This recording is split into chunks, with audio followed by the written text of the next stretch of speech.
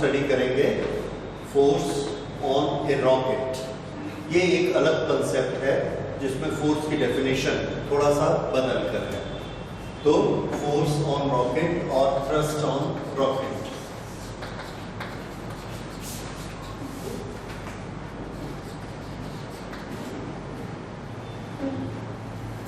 Rocket पर जो thrust लगता है, क्यों लगता है? तो आंसर है there is a change in momentum and rate of change of momentum is equal to force. तो मोमेंटम के चेंज से हम उस पर फोर्स लगाते हैं। मोमेंटम का चेंज उसमें कैसे होता है? इसको देखिए, ये रॉकेट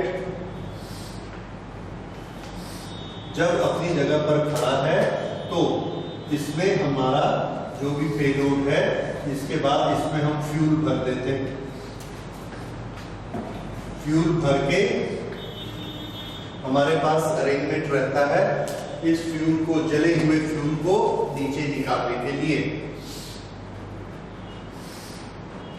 यहां पर हम ओपनिंग बना देते हैं, ऐसे बहुत सारे nozzles,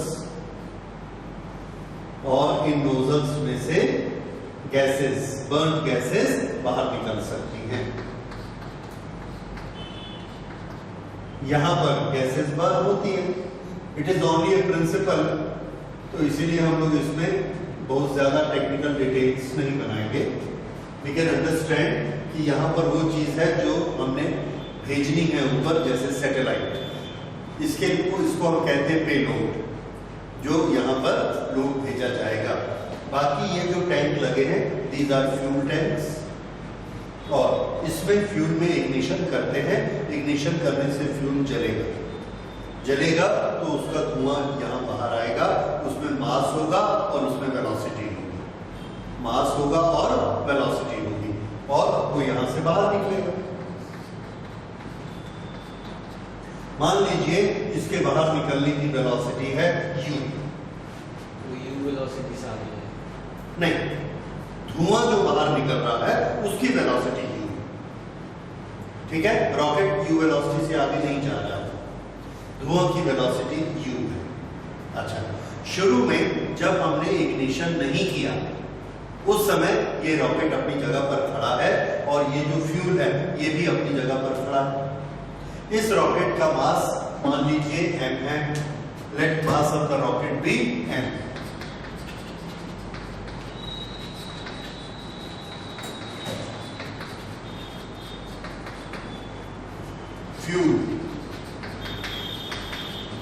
Fuel in the rocket is m. Fuel is burning, और इसके रेट ऑफ बर्निंग जो है, fuel is burning at the rate dm/dt। मतलब छोटे से टाइम dt में कितना फ्यूल जल जाता है, dm। तो dm/dt क्या है? इसका रेट ऑफ बर्निंग। ठीक है, so many mass, so many kg per second, ये dm/dt, it is burning. The burnt gases come out with velocity u। ये बाहर निकलती हैं u वेलोसिटी से। ठीक, अच्छा, अब क्या होगा? जब हमने इसको इग्नाइट नहीं किया था उस समय रॉकेट भी यही, इसके अंदर का फ्यूल भी यही, दोनों नहीं चल रहे थे, दोनों की वेलोसिटी 0 थी, तो दोनों का मोमेंटम भी कैसा था? 0। So before ignition the momentum was 0। Before ignition momentum 0. Therefore, by conservation law, after ignition, momentum कितना होगा? After ignition, momentum is 0. क्यों? कौन सा लॉ लगा? Conservation of momentum. ठीक, किसका मोमेंटम जीरो होना चाहिए? सिस्टम का। What is system? Rocket plus gas. Before ignition momentum zero, rocket plus gas. ये बाद में भी रॉकेट प्लस गैस, लेकिन गैस तो बाहर निकल रही है। गैस जो बाहर निकल रही है उसका मोमेंटम कितना है? तो हमने उसका निकाला rate of change of momentum. जो गैस बाहर निकल रही है, 1 सेकंड में कितनी गैस निकलती है? dm/dt। तो उसका मोमेंटम कितना होगा? Therefore, change of momentum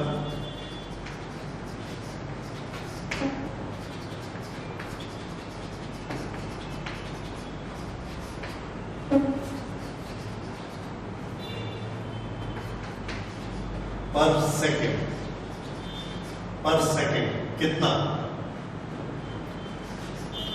dm/dt क्या है? Rate of change of mass, और इसकी वेलोसिटी कितनी है? u। तो ये क्या हुआ? Rate of change of momentum. Change of momentum पर सेकेंड। ठीक है।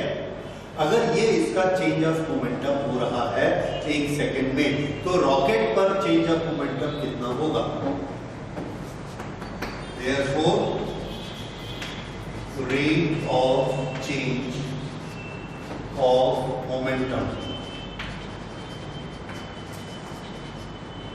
on rocket is equal and opposite minus u dm/dt। दोनों को ऐड करिए, कितना हो जाएगा? 0। और मोमेंटम कितना होना चाहिए? 0। तो अगर गैस का हमने मोमेंटम कैलकुलेट किया, देखिए मोमेंटम कितना होगा? Mass into velocity. मास कितना है? जो गैस बाहर निकली उसका मास है dm, उसकी वेलोसिटी कितनी है? u। तो 1 सेकेंड में कितना होगा? Divided by the time v2। तो ये क्या हुआ? Change of momentum per unit time. अगर ये change of momentum per unit time gas में हो रहा है और टोटल को 0 रखना है, तो रॉकेट में भी कितना होगा? Same in the opposite direction. ये अब rate of change of momentum क्या होता है न्यूटन सेकंड लॉ में? सेकेंड लॉ में rate of change of momentum क्या होता है? तो आंसर है force. What is force in second law? Change in momentum per unit time, rate of change of momentum. इसलिए ये rate of change of momentum क्या बना? Force. This is force on rocket. So, force or thrust on rocket is u dm/dt. Why minus? This is opposite to the direction of u. u क्या है? Gas की direction. तो जब gases नीचे जाएंगी तो फोर्स किधर लगेगा? रॉकेट पर, ऊपर की तरफ लगेगा। So this is our expression for force। इस वाले एक्सप्रेशन में क्या स्पेशल है? तो इस एक्सप्रेशन से हमको एक चीज ये पता लगी, force rate of change of momentum होता है।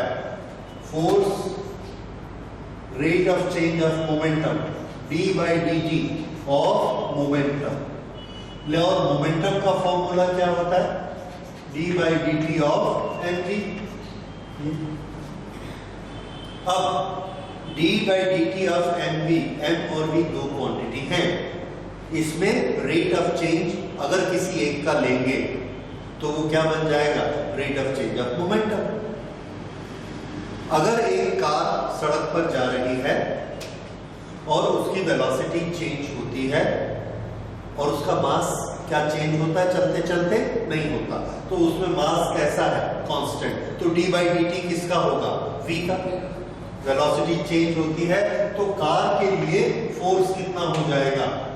m multiplied by d by D T of v। और dv बाई dt क्या होता है?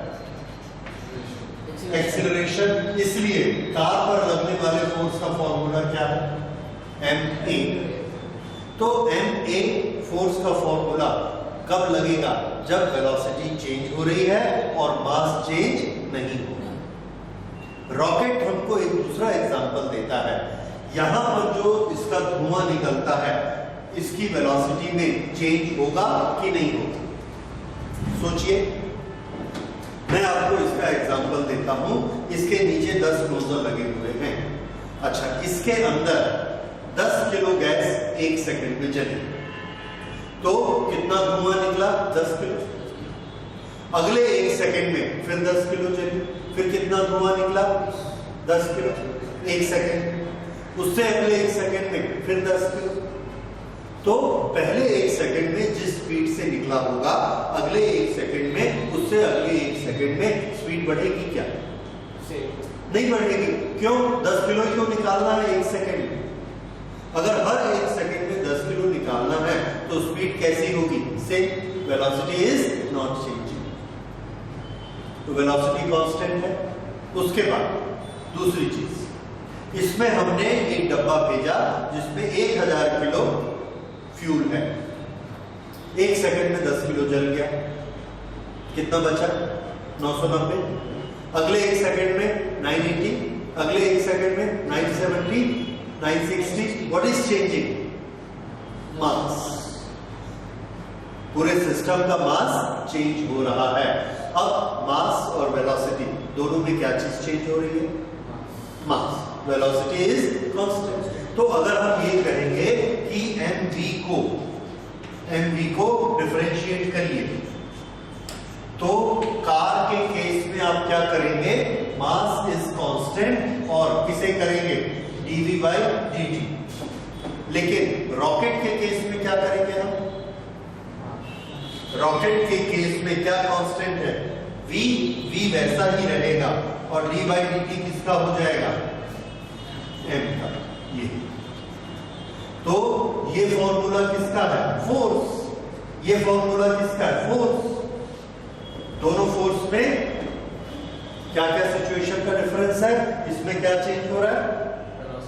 इसमें क्या चेंज हो रहा है? मास। दोनों के एग्जांपल हमारे पास है। जब मास कांस्टेंट रहता है वेलोसिटी चेंज होती है। क्या एग्जांपल है? कार। जब वेलोसिटी कांस्टेंट रहती है मास चेंज होता है। रॉकेट। ठीक है। तो कार के लिए formula m dv by dt that is ma।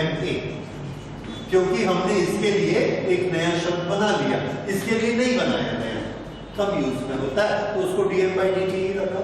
तो ये फॉर्मूला किसका बन गया? फोर्स। अगर ये फोर्स गैस ने क्रिएट किया तो मोमेंटम को कंजर्व करने के लिए पर सेकंड इतना मोमेंटम रॉकेट को भी बनाना पड़ेगा उल्टी डायरेक्शन में, क्योंकि दोनों का सम क्या होना चाहिए? 0। इसलिए उल्टी डायरेक्शन में ये फोर्स लगेगा। समझ आया? सो this is thrust on the rocket. तो थ्रस्ट ऑन द रॉकेट में सिर्फ 2 ही क्वांटिटी है। क्या? कौन कौन सी क्वांटिटी है?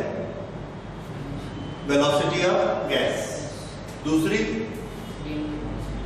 Rate of burning. किसकी rate of burning? Fuel, gas. ठीक है। तो गैस पर ही रॉकेट का फोर्स डिपेंड करता है कि 1 सेकंड में कितनी जलेगी और किस स्पीड से उसकी गैस निकलेगी। अब इसके लिए हम लोग थोड़ी सी इंजीनियरिंग पढ़ सकते हैं। जैसे फोर्स हमको बहुत चाहिए। अगले चैप्टर में हम पढ़ेंगे कि अगर हमको रॉकेट को अर्थ से बाहर निकालना है तो रॉकेट को आप जितना भी ऊपर भेजिए ग्रेविटेशन वापस बुला लेगा। तो हमको उसको इतना ऊपर भेजना है कि वहां ग्रेविटेशन भी 0 हो जाए, वापस नहीं बुला सके। अगर इतना ऊपर भेजना है तो बहुत ज्यादा वेलोसिटी देनी पड़ेगी। We will calculate that velocity and it will come to 11.2 kilometre per second. 11.2 kilometre. इतनी ज्यादा वेलोसिटी देंगे तब कहीं जाकर वो इतनी दूर चला जाएगा कि वहां ग्रेविटेशन जीरो हो जाएगा, फिर उसको वापस नहीं बुला सकते, फिर वो बाहर चला जाएगा। तो रॉकेट को इतनी वेलोसिटी देनी पड़ती है। अब अगर उतनी वेलोसिटी देनी है तो वेलोसिटी बढ़ती किससे है? एक्सेलरेशन से। तो हमको एक्सेलरेशन बहुत ज्यादा देना पड़ेगा। Acceleration means what? फोर्स। हमको फोर्स बहुत ज्यादा देना पड़ेगा, और फोर्स के लिए हमको क्या क्या चाहिए? u और dm by dt। तो dm by dt should be very high. इसका मतलब क्या है? बहुत ज्यादा फ्यूल एक सेकंड में जल जाना चाहिए। इतना ज्यादा फ्यूल हम कैसे एक सेकंड में जला सकते हैं? फ्यूल को हमने वो ड्रम में भरा हुआ है, गोल्ड ड्रम में, उसको हमने आग लगा दी। अगर हम ये सोचते हैं कि पूरा का पूरा फ्यूल एक ही बार में भग से जल जाएगा, नहीं होता। क्यों नहीं होता? हमने यहां पर इस ड्रम में फ्यूल भरा है तो इधर से ही तो आग लगाएंगे। क्यों? क्योंकि हमको गैसेस ऐसे निकालनी है, तो इधर से हमने फ्यूल में आग लगा दी। अब ये वाले फ्यूल के सारे मॉलिक्यूल जले, जल के उन्होंने क्या बनाया? C+O2 CO2, और गैस बन गई। वो गैस ऐसे निकली। अब इसके नीचे की दूसरी लेयर को भी जलना है। हम तो चाह रहे पूरा एक साथ जल जाए, एक सेकंड में 100 किलो जल जाए, 10 किलो की बजाय। अभी ये 10 किलो जला। अगर ये 10 किलो जला तो इसने CO2 बनाई। अब इसने जो CO2 बनाई, उसके कारण इसके जो पीछे 10 किलो रखा है उसको ऑक्सीजन नहीं मिलती, क्योंकि यहाँ CO2 भर गई। अब ये CO2 निकलेगी, एटमॉस्फेयर से ऑक्सीजन घुसेगी, फिर इसको वो ऑक्सीजन मिलेगी तो ये जलेगा।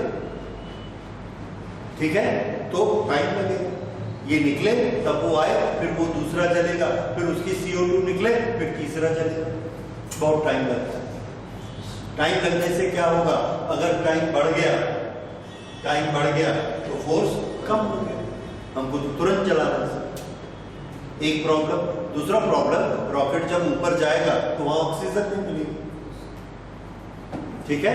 इसलिए हमारे पास इंजीनियरिंग में बहुत सारे इसके सॉल्यूशंस हैं। हम इसके साथ ऑक्सीजन पहले मिक्स कर देते हैं। आपने ऐसे एजेंट पढ़े हुए हैं जो ऑक्सीजन देते हैं हीट होने से, ऐसे कर सकते हैं। Anyway, that makes a fuel. Hydrogen fuel भी यूज करते हैं? Hydrogen fuel. हाँ, hydrogen is used as a fuel.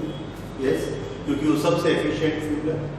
Petrochemicals में हाइड्रोजन ही तो होते हैं जो हमको हीट वैल्यू देते हैं।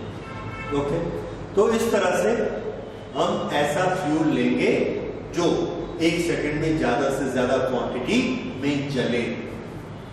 ये हमारी एक कंडीशन हो गई। तो फोर्स को हम बढ़ा सकते हैं। दूसरा, हमको क्या चाहिए? वेलोसिटी। ये किसकी वेलोसिटी है? जो गैसेस जल के निकल रही है, इसकी वेलोसिटी कैसे बढ़ाएंगे? एरिया कम करके। Very good. नोजल बनाना। जैसे हम पानी का पाइप डालते हैं गार्डन में, सामने उसका मुंह दबा देते हैं तो उसकी स्पीड बढ़ जाती है। तो इस तरह से नोजल बना सकते हैं। तो वहां पर आप नीचे देखिए नोजल बनाए हुए। तो नोजल क्यों बनाए? प्रेशर स्पीड बढ़ जाए, प्रेशर क्या बढ़ जाए? स्पीड। क्योंकि स्पीड बढ़ने से फोर्स बढ़ेगा, और हम ज्यादा फोर्स चाहते हैं, इसलिए स्पीड को बढ़ाना चाहते हैं। लेकिन उसमें एक प्रॉब्लम है। प्रॉब्लम यह है कि अगर नोजल हमने बना दिए, देयर विल बी रेस्ट्रिक्शन। तो हम चाहते हैं गैस ज्यादा से ज्यादा जले, तो फिर निकलेगी कैसे? निकालना भी है, तो हम क्या करते हैं? एक की बजाय बहुत सारे नोजल बना देते हैं। तो ज्यादा नोजल होंगे तो पूरी गैस भी निकल जाएगी और उसमें स्पीड भी आ जाएगी। एनीवे, ये बहुत प्रिलिमिनरी चीज है। एक्चुअली इंजीनियरिंग में इससे और बहुत ज्यादा स्मार्ट चीजें हम यूज करते हैं, लेकिन फंडामेंटल क्या है? Burning of gas should be more and the velocity of gases should be more. ये दोनों चीजें अगर हम कोई भी टेक्निक लगा के बढ़ा दें तो फोर्स कैसा हो जाएगा? ज्यादा। तो रॉकेट में एक चीज हमको ये याद रखनी है। दूसरी चीज हमको ये याद रखनी है, एक नई चीज जो हमने इससे सीखी, कि फोर्स क्रिएट करने के लिए सिर्फ dv by dt he formula नहीं होता है। दूसरा फॉर्मूला कौन सा होता है? dm/dt। ये भी हो सकता है क्योंकि मोमेंटम के दो हिस्से होते हैं, एक m और एक v। कोई भी एक चेंज होगा मोमेंटम चेंज हो जाएगा, और मोमेंटम चेंज होगा तो फोर्स एप्लीकेबल। इस तरह से this is force on the rocket. ठीक, अगर हमसे ये पूछा जाए what is acceleration of the rocket, तो एक्सेलरेशन निकालने के लिए हम क्या कर सकते हैं? तो आंसर है फोर्स में मास को डिवाइड कर दीजिए। अगर फोर्स में मास को डिवाइड करेंगे तो एक्सेलरेशन निकल जाएगा। तो ये मास तो चेंज नहीं करेगा ना? Very good. अगला क्वेश्चन यही है कि मास तो चेंज हो रहा है, तो हम क्या करते हैं? देखिए, हमारे पास हमसे पूछा गया अगर मास चेंज होता है तो एक्सेलरेशन भी चेंज होता जाएगा। क्यों? कि एक्सेलरेशन क्या होता है? फोर्स अपॉन मास। फोर्स तो ये हमने निकाला, u नहीं बदल रहा है, पर सेकंड जलने वाला फ्यूल नहीं बदल रहा है, तो फोर्स भी कैसा हो गया? कांस्टेंट। लेकिन कांस्टेंट फोर्स में मास कम होते जा रहा है, फ्यूल जलते जा रहा है, तो एक्सेलरेशन कैसा होता जाएगा? बढ़ता जाएगा। तो एक्सेलरेशन इसमें वेरिएबल होता है, एक्सेलरेशन बढ़ते जाता है।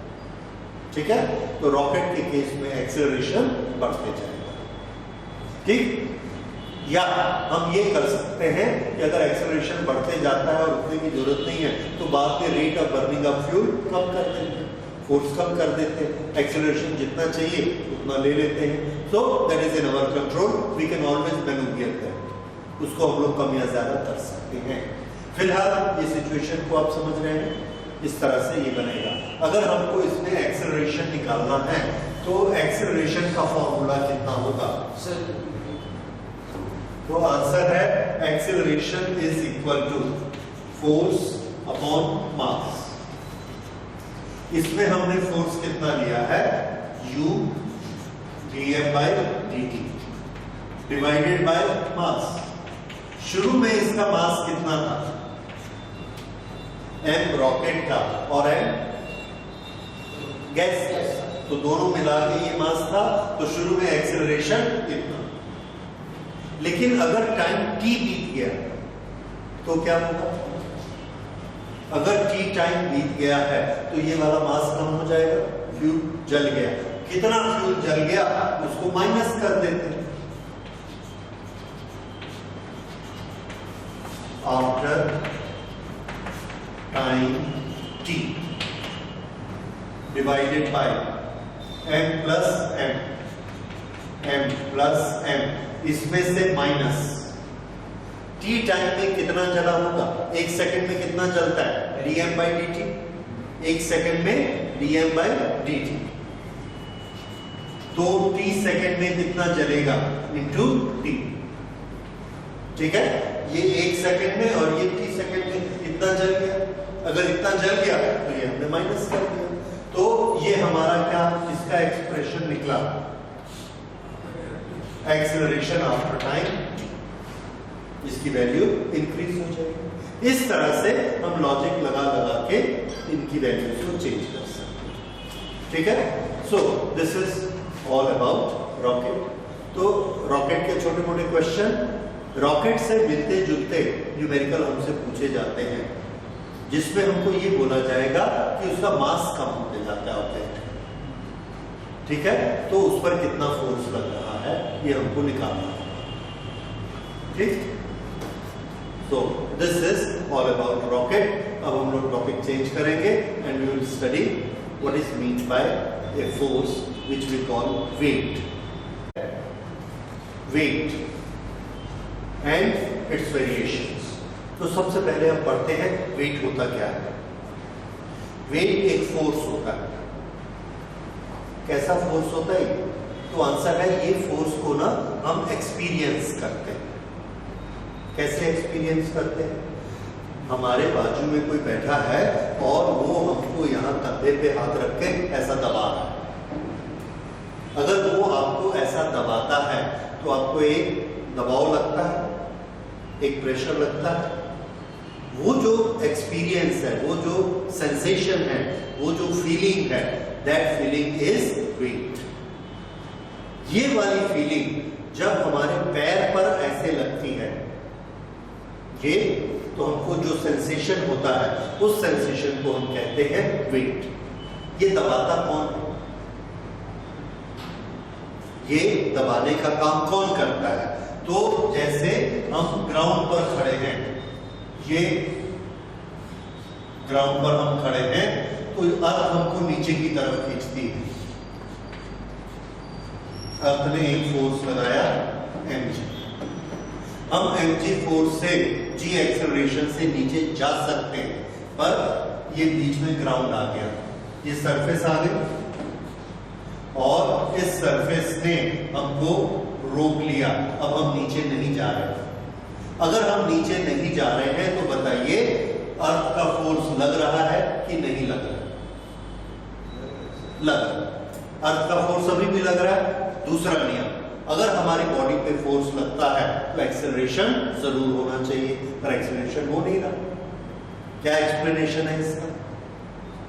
रिएक्शन कर रहा है। यस, एक्सेलरेशन इसलिए नहीं हो रहा कि नेट फोर्स क्या बन चुका है? जीरो। नेट फोर्स कैसे जीरो बन गया होगा?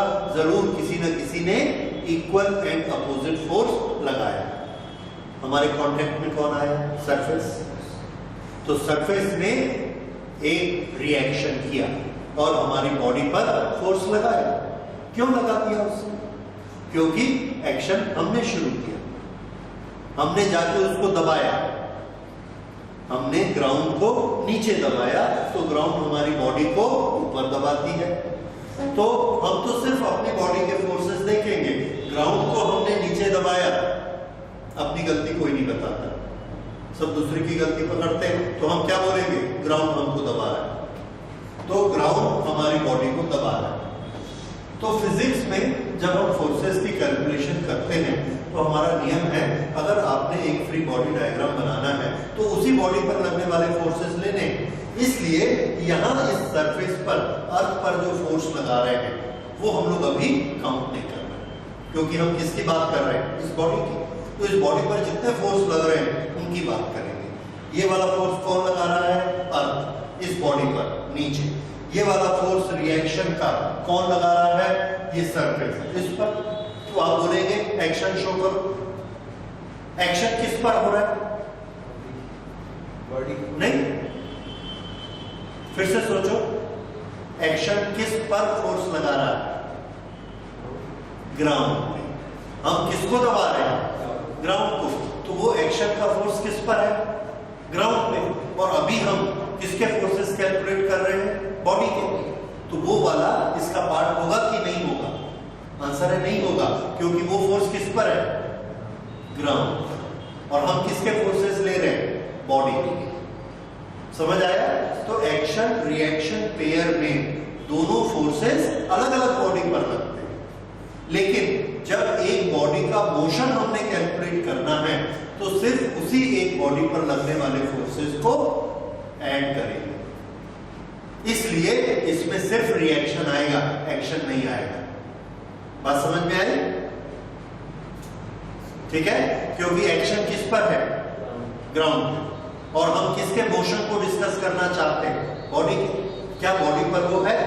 नहीं है, इसलिए हम उसको नहीं ले रहे। तो बॉडी पे कौन है? रिएक्शन, हमने लिया। और बॉडी पे कौन है? अर्थ का फोर्स, उसको लिया। और बॉडी पे कुछ नहीं। अच्छा, बॉडी का रिजल्ट क्या है? No motion. No motion means resultant is zero. If resultant force is zero तो इनका सम कितना होना चाहिए?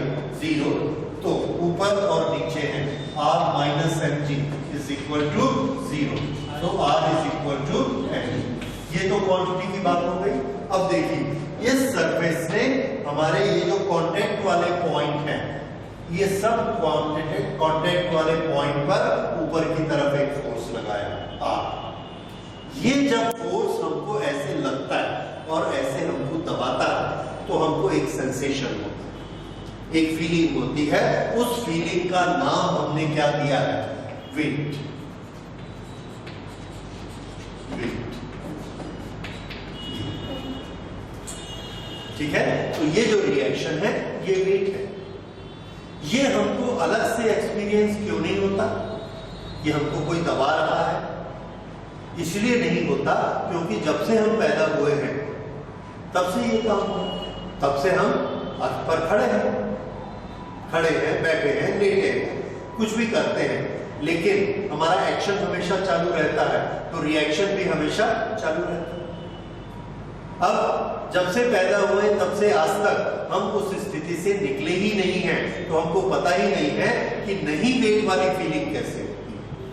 हमको इसकी आदत पड़ गई है, इसलिए हमको अजीब नहीं लगता है, हमको नया नहीं लगता है। कब नया लगता है? जब बाजू से कोई धक्का मारता है।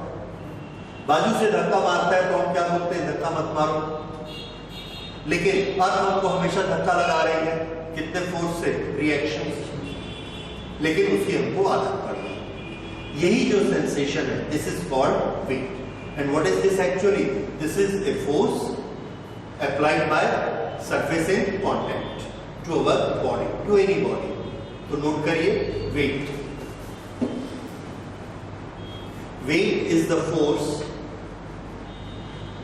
weight is the force applied by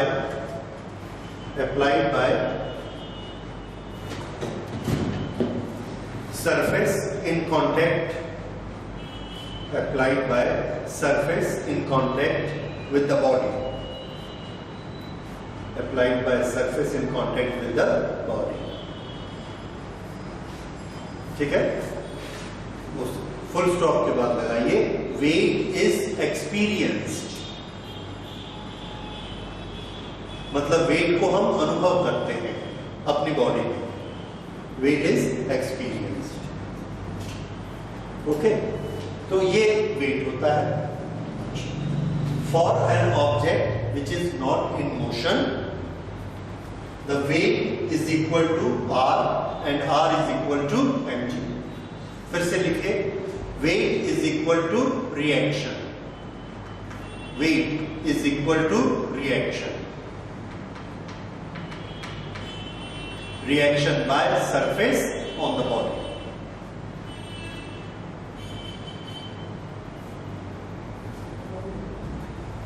full stop।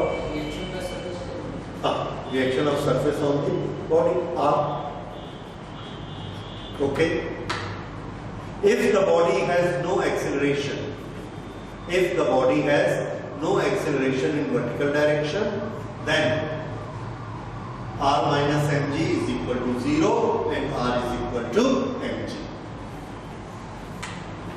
ठीक है, ये हो गया वेट। फिर इन वर्टिकल डायरेक्शन,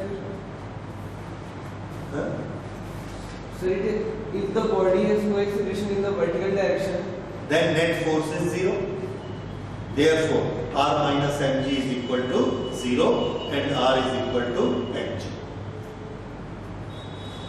और r को हम पहले क्या डिक्लेयर कर चुके हैं? Weight. So weight is equal to m।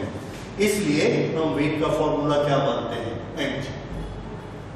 लेकिन ये किसके लिए है? if there is no motion in vertical direction। now suppose there is a motion in vertical direction। Vertical direction का मोशन, एक्सीलरेशन किस मशीन में होता है? लिफ्ट। ठीक है, या उसको एलिवेटर कहते हैं, एलिवेटर और लिफ्ट। ओके, इसमें जब मोशन होता है तो ये रिएक्शन की वैल्यू चेंज हो जाती है, और अगर रिएक्शन चेंज होगा देन वेट का एक्सपीरियंस चेंज हो जाएगा। So now we will study how it changes in the lift. Okay, एक लिफ्ट है, पहली हम सिचुएशन लेते हैं। ये लिफ्ट, इसके अंदर ये एक आदमी खड़ा है and lift is stationary. Case 1, lift stationery.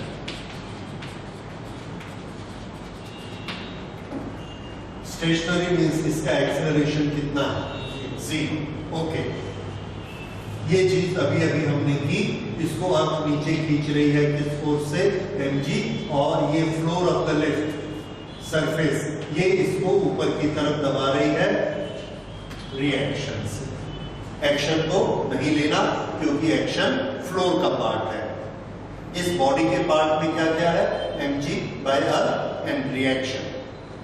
Given by the flow, और नेट एक्सेलरेशन 0 है, इसलिए इसका नेट फोर्स कितना हो गया, m into 0।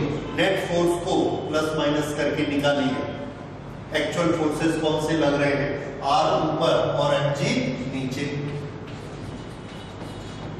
r minus mg is the net force, और इसकी वैल्यू कितनी आ गई, 0।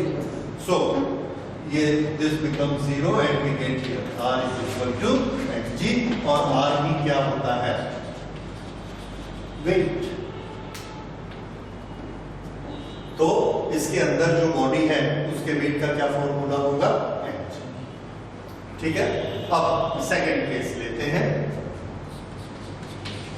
Second case, lift, accelerate up, ऊपर की डायरेक्शन में लिफ्ट जा रही है। तो ये लिफ्ट है, लिफ्ट के अंदर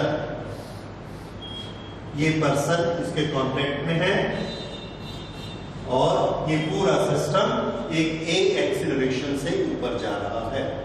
तो ऊपर की तरफ एक्सीलरेशन है a। अगर ये बॉक्स a एक्सीलरेशन से ऊपर जा रहा है तो ये आदमी भी ऊपर जा रहा है इस एक्सीलरेशन से a, क्योंकि ये उस सिस्टम का पार्ट है। ओके, हम फ्री बॉडी डायग्राम बनाते हैं सिर्फ उस आदमी का। इस आदमी पर नीचे की तरफ फोर्स कौन सा लग रहा है, mg, और ऊपर की तरफ कौन सा फोर्स लग रहा है, रिएक्शन। फिर से हम इसका इक्वेशन लिखते हैं। अब इस पर नेट फोर्स है कितना है, ma is the net force. अगर ये इस पर नेट फोर्स है किधर, ऊपर की तरफ, तो बताइए कौन सा फोर्स बड़ा है, r की mg, r, तभी तो नेट फोर्स ऊपर बना। तो जो इस पर फोर्स लग रहे हैं उससे नेट फोर्स हमने कैसे निकाला, r माइनस mg, और ये किसके बराबर है, ma। अब r की वैल्यू हम चाहते हैं क्योंकि r ही क्या होता है, वेट। तो ये हमारा एक्सपीरियंस है, इसी r से ये फर्श हमको दबा रहा है नीचे में, that is our weight experience.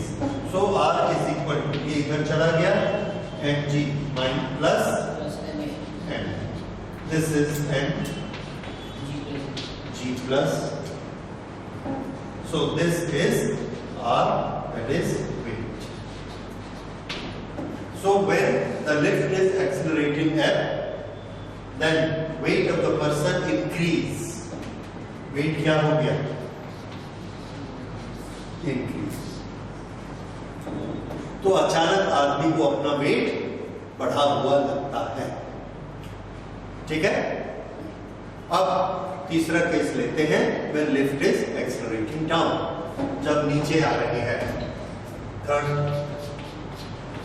lift accelerate down।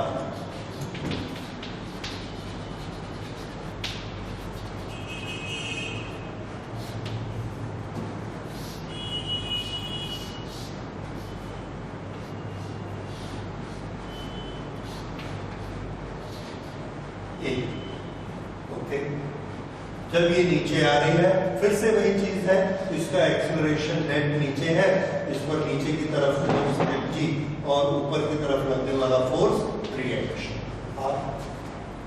तो ज्यादा बड़ा कौन है, नीचे आ रही है मींस mg ज्यादा बड़ा है और r छोटा है। तो इस पर नेट फोर्स हमने निकाला कितना, mg माइनस r, और ये किसके बराबर है, net force m into a। किस डायरेक्शन में, mg की डायरेक्शन में, इसलिए ये दोनों प्लस है और ये ऊपरी डायरेक्शन में माइनस। तो इसमें हमने r की वैल्यू निकाली, r को इधर करिए, ma को इधर करिए, तो ये क्या हो जाएगा, r is equal to mg minus mg, g minus ये r, और ये r क्या चीज देता है हमको, वेट। ठीक है, so weight of the body r is equal to mg minus a।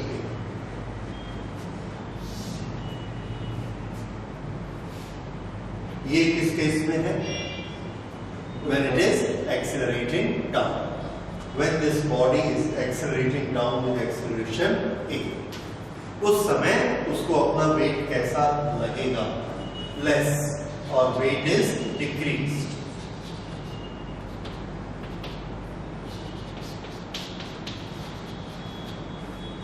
तो ये उसको एक्सपीरियंस होगा जैसे कि उसका वेट कम हो गया है।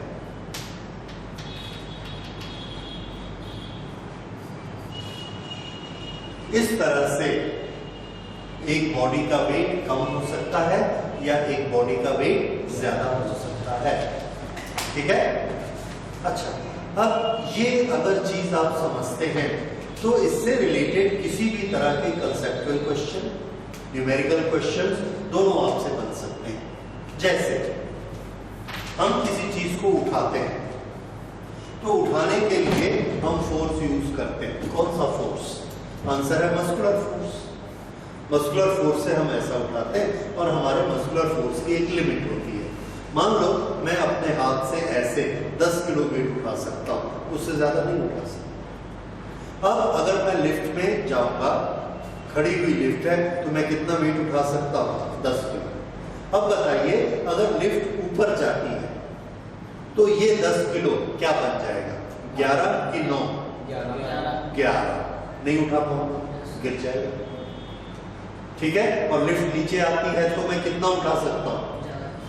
11 को भी उठा सकता हूं, क्योंकि 11 नीचे आएगा तो क्या बन जाएगा? 10 बन जाएगा, 9 बन जाएगा, मैं आराम से उठा लूंगा। समझ आया? तो इस तरह से वेट में चेंजेस होते हैं। इसको लेके हम लोग कुछ न्यूमेरिकल सॉल्व करेंगे। जैसे हाँ, पहले और देख लीजिए, ये वेट डिक्रीज होता है, तो किसी भी चीज का वेट कैसे डिक्रीज करना? आंसर, उसको डाउनवर्ड एक्सीलरेट करिए, उसका वेट डिक्रीज हो जाएगा। उसको नीचे की तरफ लाइए कुछ एक्सीलरेशन से, तो इसका वेट डिक्रीज हो जाएगा। ठीक है? कितना रह जाएगा? mg minus a। अब एक आदमी ने क्या किया, वो एरोप्लेन से गया और बहुत ऊपर पहुंच गया, 20,000 फुट पे। वहां जाकर उसने छलांग लगा दी। अब उसका एक्सेलरेशन कितना है? g के बराबर। ठीक है? तो उसका एक्चुअल एक्सेलरेशन g के बराबर है। ये वाला एक्सेलरेशन कितना हो गया? g। तो उसका वेट कितना हो गया? 0। अब हमको लगता है कि ये क्या चीज है? 0 वेट। उसका वेट 0 हो गया, ये क्या चीज होती है? क्या उसका मास 0 हो गया? नहीं, मास तो 0 नहीं हुआ, क्योंकि बॉडी के मॉलिक्यूल सब वैसे के वैसे ही है, उतना ही मास है। तो वेट 0 हो गया का क्या मतलब? ग्रेविटेशन तो नीचे खींच रहा है, इसलिए तो वो नीचे जा रहा है ना। रिएक्शन पैदा नहीं होता। रिएक्शन पैदा नहीं हुआ। किसका रिएक्शन? सरफेस, क्योंकि उसके नीचे सरफेस ही नहीं है, उधर। तो उसको ना एक अजीब तरह की फीलिंग होती है। वो जो फीलिंग है वो ऐसी फीलिंग है जो हमको कभी नहीं हुई। क्यों? क्योंकि हम तो जब से पैदा हुए हैं हमारे पे रिएक्शन हो रहा है बॉडी पे, ऊपर दबाने का। ये जो एक्सपीरियंस है, this is a very special experience which is called weightlessness. Weightlessness, इसको एक्सपीरियंस करने के लिए क्या करना पड़ेगा? Sky diving. Yes, sky diving, that is jumping, bungee jumping. तो ये बंजी जंपिंग में ये वाला एक्सपीरियंस होता है, जिसको आप और किसी तरीके से नहीं ले सकते। वेटलेसनेस। ओके? तो उस समय उस आदमी का वेट कितना होता है? 0। अब इसके क्वेश्चन बनाते हैं। Can weight of a body be 0? Yes. तो ये जब आदमी एरोप्लेन से नीचे गिर रहा है, क्या इस पर कोई रेसिस्टेंस है? नहीं है। एयर को नेग्लेक्ट कर दीजिए, उस पर कोई रेसिस्टेंस नहीं है। ऐसे फॉल को हम कहते हैं फ्री फॉल। और उस समय क्या बनता है? वेटलेसनेस। तो लिखिए, when a body falls down towards earth, when a body falls down towards earth without any restriction, without any restriction with acceleration g, without any restriction and with acceleration g, then it is called free fall. Then it is called free fall.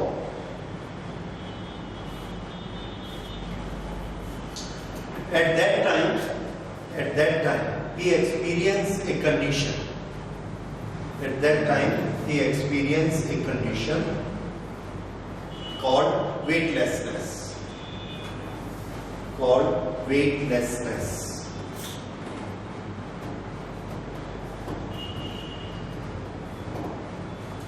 ठीक है, तो ये उसके actual wait का formula है।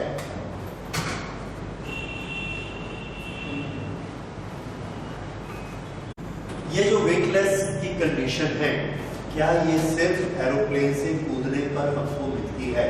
Answer is no, not only in that case, और भी ऐसे केसेस होते हैं। कौन से ऐसे केसेस होते हैं? तो आंसर है when a person is in a zone after the earth space, there is a interstellar space. Interstellar means इधर एक ग्रह है, इधर एक अर्थ है, और इधर एक दूसरा प्लैनेट है, इधर तीसरा प्लैनेट है। तो प्लैनेट अपनी तरफ खींचता है, अर्थ अपनी तरफ खींचती है, ये ऑब्जेक्ट बीच में चला गया। दोनों तरफ का फोर्स कैसा हो गया? इक्वल। उस समय इस पर नेट फोर्स क्या है? That is a weightlessness condition. तो स्पेस में भी यही होता है ना? सब स्पेस में ये होता है, लेकिन स्पेस में हर जगह नहीं होता। अर्थ का जी बहुत दूर तक फैला है। किस जगह पर होगा? उस जगह पर जहां इंटरस्टेलर स्पेस में फोर्स की वैल्यू 0 हो जाती है।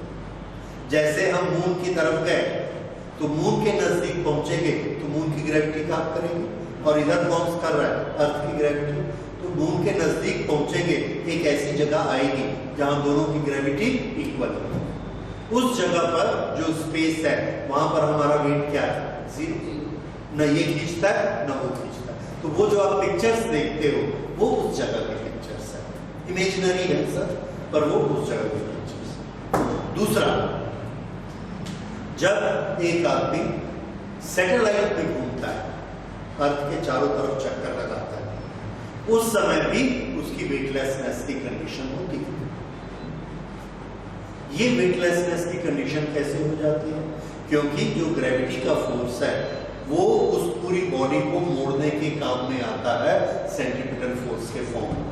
एनीवे, ये हम लोग सेंट्रीपिटल फोर्स अभी इसके बाद पढ़ने वाले उसमें पढ़ेंगे, लेकिन हम सिर्फ ये याद रख सकते हैं कि वेटलेसनेस की एक और कंडीशन हमको कब मिलती है?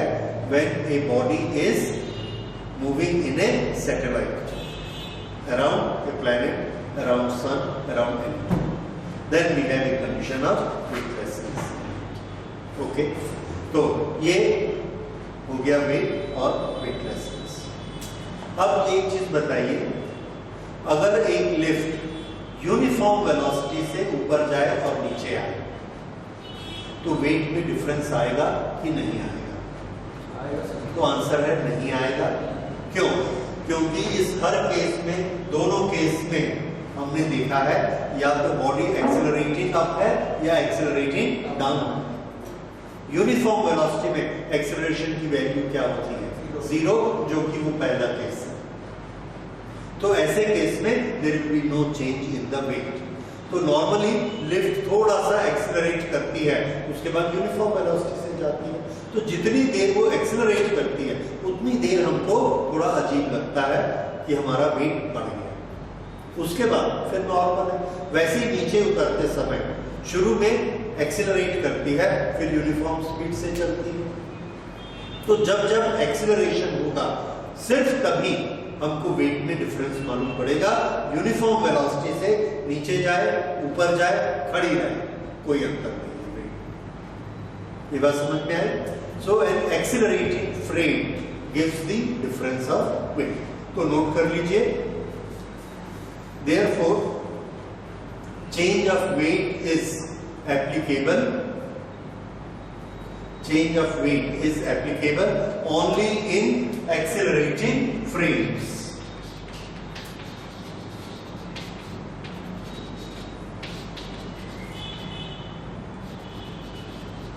यहां पर हमारा फ्रेम लिफ्ट है और वो एक्सेलरेट होगा तो हमको वेट में डिफरेंस एक्सपीरियंस होगा, अदरवाइज नहीं।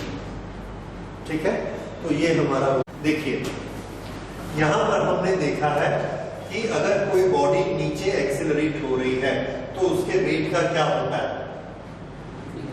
डिक्रीज, वेट डिक्रीज हो जाएगा। अब सुनिए कॉम्पिटिटिव के क्वेश्चन। एक हमारे पास एक फायरमैन है, उसके पास रस्सी है, वो रस्सी 100 किलो वजन पे टूट जाती है, 100 किलो तक नहीं टूटती।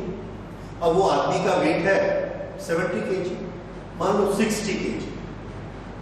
अच्छा, एक जगह आग लगी, उसने वो रस्सी वहां लटकाई और ऊपर चढ़ गया, आराम से 60 केजी से ऊपर तक चढ़ गया। अब वहां पर उसने एक लड़की को उठाया 40 किलो, कितना हो गया वेट? 100 केजी। या हम इस क्वेश्चन को थोड़ा चेंज करते हैं, मान लो उसका अपना वेट है 80 केजी, 80, और उसने जिस लड़की को उठाया उसका वेट है 30 केजी, तो अब नीचे उतरने वाला वेट कितना है? 110। जैसे ही वो उस रस्सी से लटकेंगे वो टूट जाएगी, लेकिन उसको उतरना है। अब उतरने का क्या तरीका है? तो आंसर है, अगर वो एक्सेलरेट होके नीचे उतरेगा तो वेट कम हो जाएगा, वेट कम हो जाएगा, 110 से कितना रह जाएगा? 100, और रस्सी नहीं टूटेगी। सर स्पीड बढ़ जाएगी, सर स्पीड बढ़ जाएगी। हाँ, सर रस्सी इलास्टिक नहीं होगा तो क्या इलास्टिक नहीं तो होगा? डायरेक्ट ऐसे ऊपर से जंप करेगा, तो जंप करेगा तो शायद टूटेगा नहीं। ये तुम नई स्टाइल मत निकालो कि एरोप्लेन आएगा और उसको ले जाएगा वो। नहीं, हाँ, ऐसे नहीं, ऐसे वहां से कूद रहे दोनों, रस्सी को पकड़े और रस्सी को पकड़ के उन्होंने नीचे आना, बस रस्सी टूटनी नहीं चाहिए। सर तो अगर एक्सेलरेशन को बढ़ा दें तो स्पीड बढ़ जाएगी, क्यों वेट कम? एक्सेलरेशन से अगर वो नीचे आते हैं तो अगर एक्सेलरेशन होता है तो उनका वेट क्या हो जाएगा? डिक्रीज। ठीक है, तो अब आपको न्यूमेरिकल बनाना है। क्या न्यूमेरिकल बनाना है? That if he has to come down, what should be his acceleration. तो इसका एक्सेलरेशन निकालने के लिए हम क्या करते हैं? हमको रिएक्शन कितना चाहिए? 100। उस आदमी का मास कितना है? आदमी का, उस लड़की को उठाकर 110, यानी जो सिस्टम नीचे आ रहा है उसका मास कितना है? 110। जी की वैल्यू 10 माइनस 8, बन गया हमारा इक्वेशन तैयार। अब हमने इसमें क्या लिया? 1100 minus 110A is equal to 100। ये इधर आ गया, ये इधर ले आए, तो 110A is equal to 1000। A is equal to 1000 upon 110, 9। तो एक्सेलरेशन कितना आया? 9 मीटर पर सेकेंड स्क्वायर। तो उसको नीचे उतरना चाहिए कितने एक्सेलरेशन से? 9 मीटर पर सेकेंड स्क्वायर से उसको स्पीड से नीचे उतरना चाहिए। तब क्या होगा? रस्सी नहीं। क्वेश्चन समझ में आया? कहां पर रख के बनाना है? यहाँ। जो हमको एपरेंट वेट, जो हमको वेट चाहिए और ये जो एक्चुअल मास है, फिर हमसे ए की वैल्यू निकल आएगी। समझ आ गया? तो ये आपको याद रखना है। एक रस्सी 5 किलो में टूटती है, एक बंदर को नीचे आना है, बंदर का वेट 6 kg है। बिना रस्सी को तोड़े कैसे नीचे आएगा? तो पहला आंसर क्या होगा? He will accelerate. दूसरा आंसर कितना एक्सीलरेट करेगा? 5, 6, 9.8 माइनस 8, ए की वैल्यू आ गई। समझ आ गया? ले लो। तो इस तरह से ए की वैल्यू हम निकाल सकते हैं। This is a very common question, ये लॉज ऑफ मोशन में आता है। तो अगर आपका यहाँ पर फंडा क्लियर हो गया कि हम वेट कम भी कर सकते हैं और वेट ज्यादा भी कर सकते हैं, वेट ज्यादा भी कर सकते हैं। हमने क्या किया, ये एक डंडा लिया, स्प्रिंग या एक वेइंग मशीन, वेइंग मशीन के ऊपर एक आदमी खड़ा हो गया, वेइंग मशीन दिखा रही है 70 kg, 70, ये उसका वेट दिखा रही है। अब लिफ्ट एक्सेलरेट हुई 1 मीटर पर सेकेंड स्क्वायर से, तो बताओ मशीन कितना बताएगी?